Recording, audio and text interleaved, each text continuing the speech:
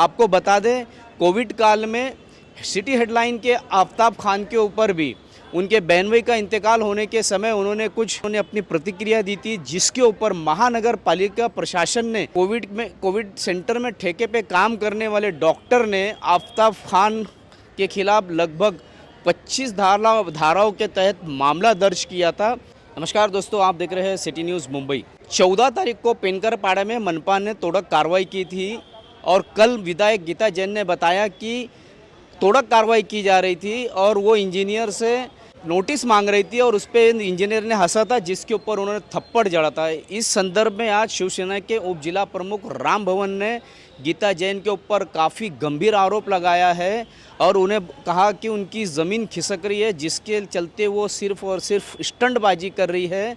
जबकि पेनकरपाड़े के जिस घर की बात की जा रही है उसके ऊपर पहले ही दिनांक 14 जून को महानगर पालिका ने कार्रवाई की थी। कल जानबूझकर के दोनों इंजीनियर को और वार्ड ऑफिसर को बुलाया गया था और राम भवन ने ये भी आरोप लगाया है कि जिला अध्यक्ष रवि व्यास ने ही गीता जैन को वहां भेजा था।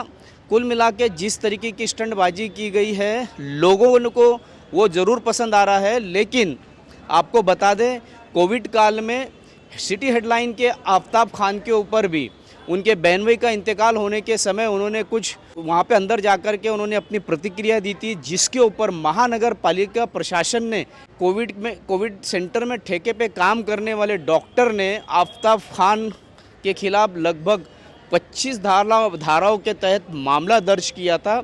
गलती उनकी ये थी कि बहनोई की वहाँ डेथ हो गई थी और वो उसका जवाब तलब कर रहे थे, उनसे रिक्वेस्ट कर रहे थे कि मेरे जीजाजी को है ट्रीटमेंट दिया जाए। कुल मिला के जिस तरीके से मनपा प्रशासन उस समय ठेके के उस डॉक्टर के खिलाफ डॉक्टर के फेवर में खड़े होकर आतंकी पर भी जितनी धाराएं नहीं लगती उतनी धाराएं आफताब खान पे लगाई गई थी, क्या वही हिम्मत इस बार आयुक्त दिलीप ढोले दिखाएंगे कि एक आम आदमी और पत्रकार हो, आम आदमी हो, विधायक हो, कानून के सामने सब एक समान है?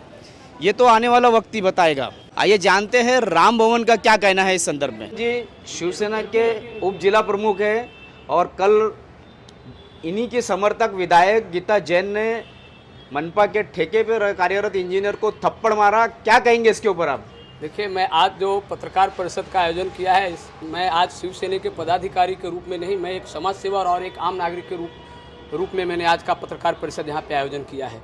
कल जो जिस प्रकार से गीता जैन मैडम ने एक कनिष्ठ अभियंता शुभम पाटिल के ऊपर जिस तरह से थप्पड़ मारा और उनको बेइज्जती किया, इसके लिए मैं उनकी घोर निंदा करता हूँ। उसी के साथ साथ उस अवैध बांधकाम के ऊपर बिना नोटिस दिए हुए कार्रवाई करने वाले शुभम पाटिल ने के ऊपर भी मैं निंदा करता हूँ, क्योंकि उन्होंने भी बिना नोटिस दिए हुए कार्रवाई की है। लेकिन जिस तरह से कल कोई कार्रवाई नहीं थी, लेकिन गीता जैन मैडम ने प्री प्लानिंग करके वहाँ पे कैमरामैन लेकर के जाते हैं और सचिन बचाव को फ़ोन करके बुलाते हैं। सचिन बचाव किसी कारण बस व्यस्त रहते हैं और वहाँ पे कनिष्ठ अभियंता शुभम पाटिल और संजय सोनी को वहाँ पे भेजते हैं और भेजने के बाद उनसे जिस तरह से सवाल कर रही है गीता जैन मैडम, बार बार उनको कानून की तरजीह दे रही है कि जीआर मालूम नहीं है, कि जीआर मालूम नहीं है कि। लेकिन मैं आपके चैनल के माध्यम से विधायिका गीता जैन को बताना चाहता हूं कि उनके ही विधानसभा क्षेत्र में प्रभाग क्रमांक 1 में कितने रोज झोपड़े बन रहे हैं, कितने अवैध बांधकाम हो रहे हैं, कितने गौर गरीब के घर टूट रहे हैं, उसके ऊपर उन्होंने कभी भी अमल क्यों नहीं ली। एक तरफ से वो राजनीतिक स्टंटबाजी करने के लिए जिस तरह से उन्होंने 4 साल पहले चुनाव में मीरा भाईंदर के भ्रष्टाचार रूपी रावण को खत्म कर देंगे, टोल नाका हटा देंगे, इन सारी कामों पे नाकाम साबित हुए और आगे वाले चुनाव में जनता हमसे सवाल करेगी तो इस प्रकार का स्टैंड बनाया कि ताकि हम जनता के बीच में सुर्खियों में बने रहें। कल जो है वो उस गरीब राजीव कुमार सिंह के घर बचाने के लिए नहीं आए थे, क्योंकि कल कोई कार्रवाई नहीं थी। यदि आना था तो वो 14 तारीख आना चाहिए था। आपको बता दूं कि 14 तारीख के गीता जैन के फ़ोन आने के बाद वहाँ से जो है बांधकाम तोड़ने गए हुए अधिकारी बैरिंग लौटे, यानी खाली लौट करके चले आए।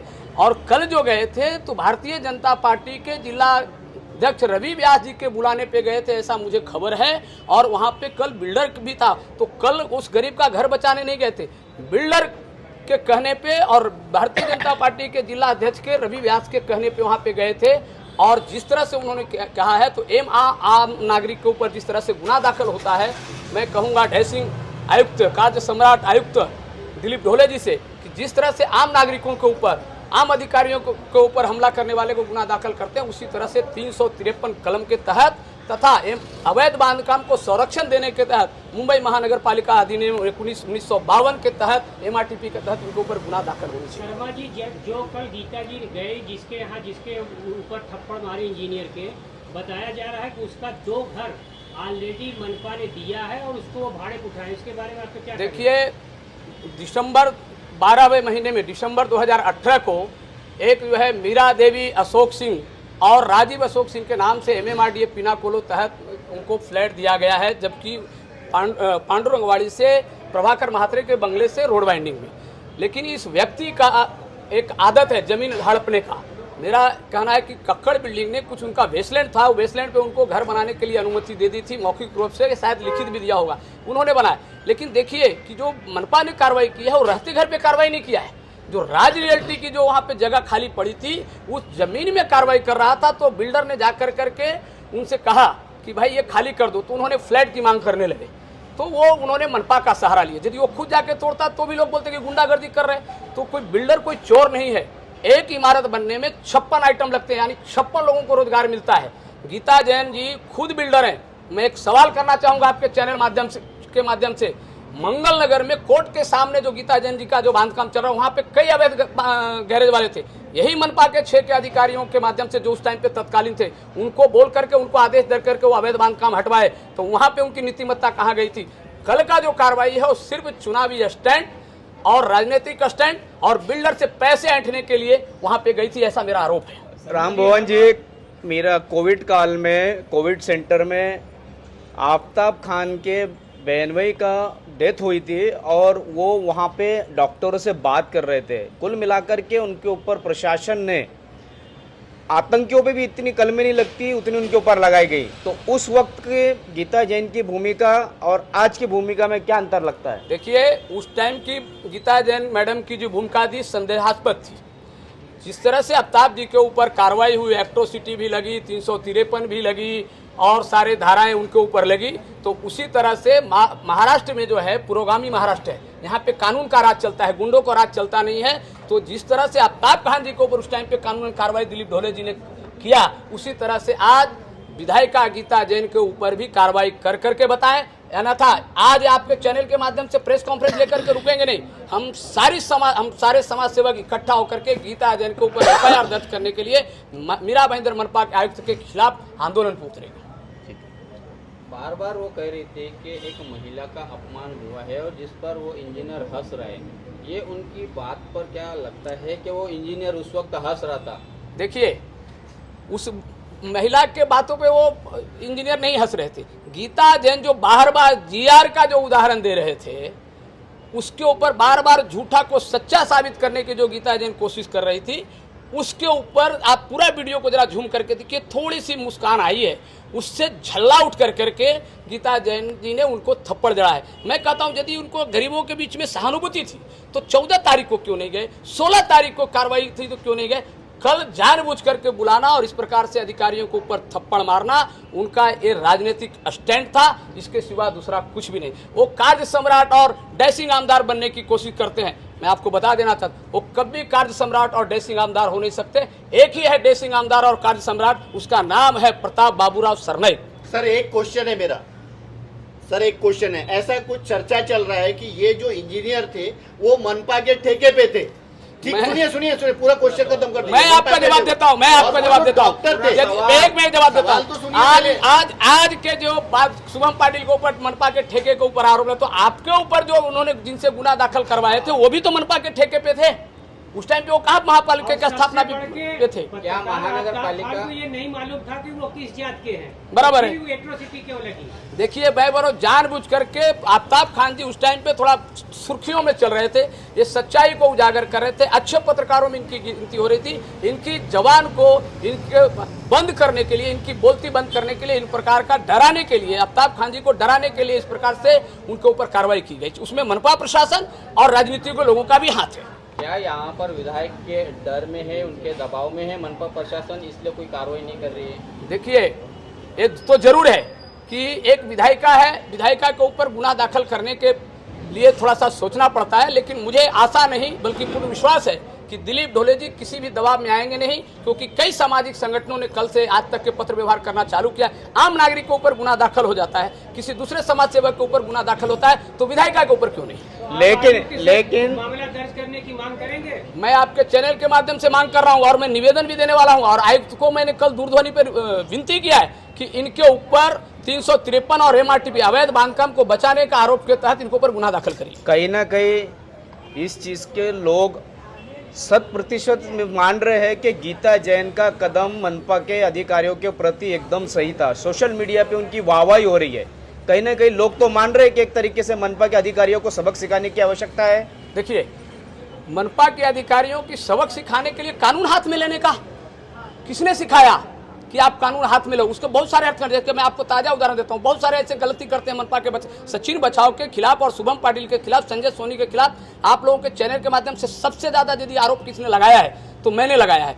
प्रताप सरनाइक साहब ने आरोप लगाया है, लेकिन प्रताप सरनाइक साहब ने और मैंने लिखित स्वरूप से तकरार की है, मौखिक स्वरूप से तकरार किया है। लेकिन किसी को ऊपर थप्पड़ जड़ देना, किसी को गाली दे देना, एक कानून के तहत नहीं है।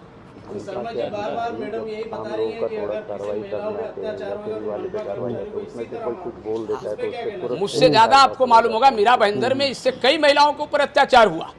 उसके ऊपर गीता जैन ने की, अभी फिलहाल वो साने की एक प्रकरण हुआ, उस प्रकरण में गीता जैन क्यों नहीं आगे आई? उन्हीं के बिल्डिंग में भाड़ोतरी था, उसके ऊपर कांड हुई, तो उसके ऊपर गीता जैन ने आगे क्यों नहीं आई? महिला को न्याय दिलाने की कोशिश क्यों नहीं? महिला के परिवार को न्याय दिलाने की कोशिश क्यों नहीं की? शर्मा जी, महानगर पालिका अवैध निर्माण की तोड़क कार्रवाई करती हो या फेरी वालों पे कार्रवाई करती है, कोई विरोध करने आता है तो तुरंत उसके खिलाफ मामले दर्ज कर देती है। आम आदमी पर। आम आदमी और विधायक में क्यों अंतर किया जा रहा है? एक गलत है। मैं दिलीप ढोले जी किसी दबाव में कार्रवाई नहीं कर रहे हैं। आम नागरिक के ऊपर 353 का सरकारी काम में बाधा डालने का कार्रवाई की जाती है, गुना दाखिल किया जाता है। उसी तरह से अवैध बांधकाम को संरक्षण देने का MRTP और 353 के तहत गीता जैन विधायिका के ऊपर कार्रवाई होनी चाहिए।